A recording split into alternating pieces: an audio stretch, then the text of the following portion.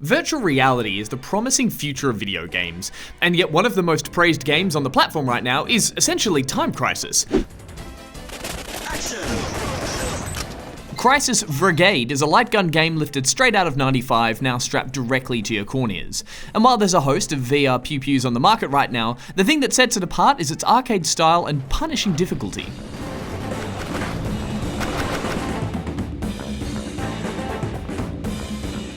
While it's been available as an early access purchase for PSVR, Steam and Rift owners, it's currently free on the Quest as a side-loaded app. This process is essentially a way for developers to test their games out on the system and does require a fair bit of technical setup. However, it's well worth the effort considering the game's emphasis on full room scale movement, and it's currently free until it hopefully makes its way onto the official store. At the moment, there are only 2 scenarios to play through. A bank heist, complete with hostages, school buses, and a bunch of clowns in rubber masks, a la The Dark Knight. What bus driver? And an explosive raid at a shipping port. Each mission gives you a limit of 7 minutes to clear a series of shooting galleries full of trigger-happy goons and the occasional hostage. Don't shoot the hostages. As you progress, you can grab weapon pickups, Now the fun begins. slow-mo power-ups, Bullet time. and even extra health to give you a fighting chance. This will help you. The last being crucial, as there are no checkpoints here. Once you're dead, it's back to square one. The weapon needs ammunition to work. All of these elements, along with the game's crude, blocky art style, add up to a strangely nostalgic experience that instantly transported me back to my misspent youth at the arcades. The trick to staying alive here is to literally keep your head down, or behind something sturdy. This action of leaping to safety instantly gets your blood pumping, quickly ducking behind a police car or pressing your back against a foyer pillar as bullets whiz overhead or into your fellow officers. Mike is dead. It's the perfect modernization of those pop and shoot light gun games, and it clearly wears its admiration for those plastic weapon coin guzzlers on its sleeve.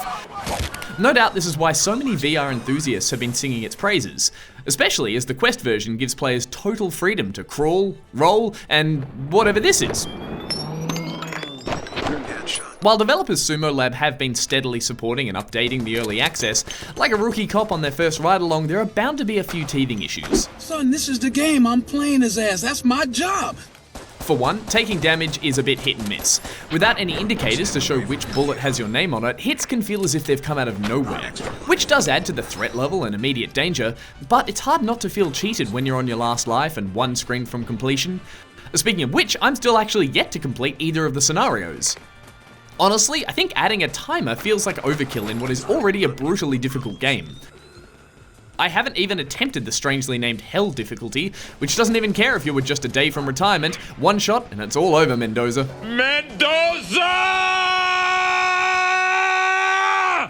And while the inclusion of a practice range back at the station is nice, and the developers have clearly had some fun with the cops and robbers aesthetic, there's still so much untapped potential to play a cliched, badge-wearing badass. I want some seriously schlocky HQ scenes breaking up the action, a sassy partner who always has my back, What do you do, sleep with that thing on your pillow? I would if I slept.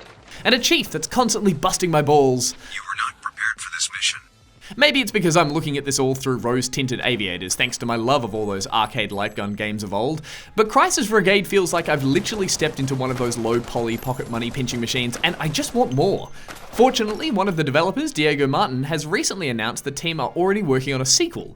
A bold move considering the original game still technically isn't finished, but a good sign that all the current internet chatter may lead to more bad guy blasting action. Then I can finally get back on the case avenging my dead sassy partner and get the ball-busting chief the results he keeps demanding. By rolling on the floor.